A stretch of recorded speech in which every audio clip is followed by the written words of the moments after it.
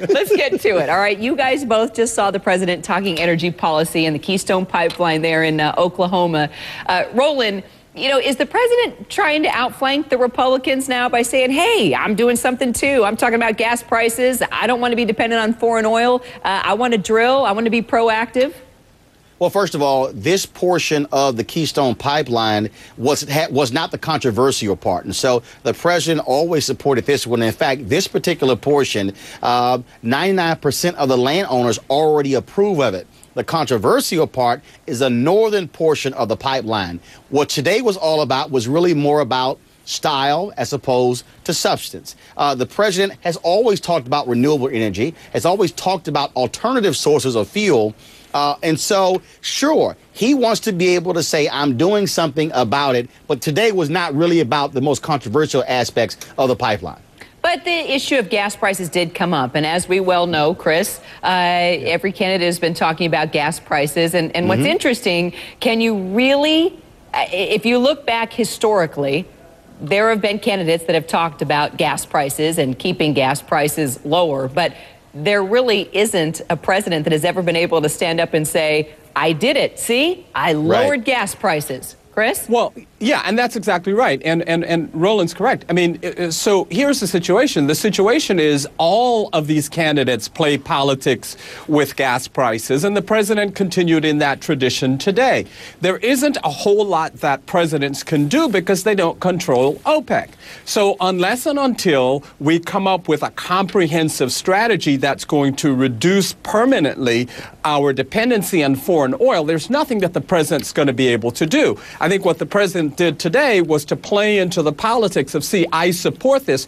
And if you look at the people who are actually building the pipeline, TransCanada, they basically have said that, you know, the president's speeding up the permit process is not going to have an effect anyway. It's going to proceed. So it's just the politics of oil at this point. Kyra, one word, taxes.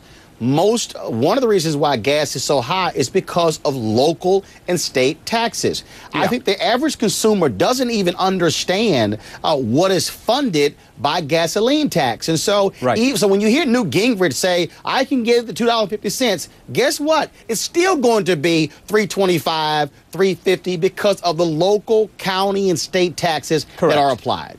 All right, let's go in a totally different direction here. We're going to go old school. Forget your iPad. Let's talk Etch-A-Sketch. Who in the world? No iPad. Where's your Etch-A-Sketch? I know you're old school. Actually, that's just with music.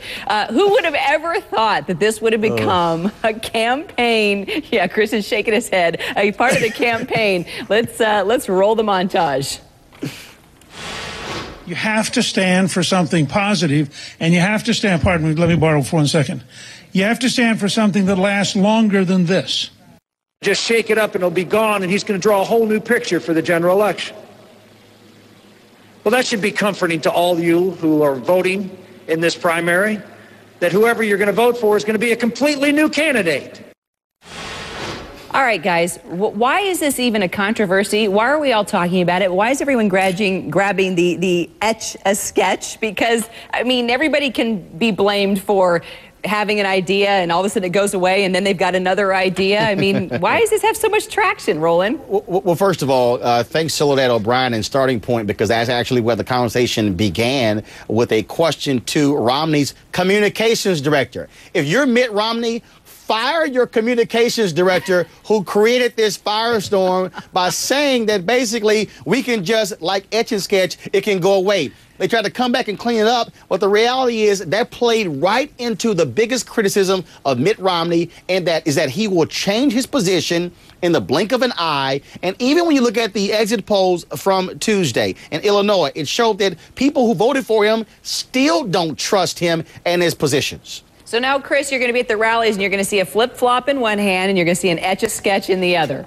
Yeah, well, actually, I mean, who likes an Etch-A-Sketch or who wears flip-flops? I mean, you know, so this is the problem that you've got. Many Republicans, including myself, absolutely are not all that thrilled with Mitt Romney to begin with. So what he did is he reminded us, just when we thought it was okay to put our toe in the water, we get back to the Etch-A-Sketch thing. And so what it also reminded me of, John Kerry, windsurfing, Mitt Romney, Etch-A-Sketching Michael Dukakis on the tank. Not good. Wow, when you start hearing John Kerry and Dukakis in the same sentence as Mitt Romney, I know some Republicans right now they're just going, oh no! I'll tell you what I'm doing. I'm buying stock in Etch-A-Sketch. I don't know about you guys, but I'm getting in on it now. Chris, Roland. I'm cool with it. Great to see you. I'm good with it.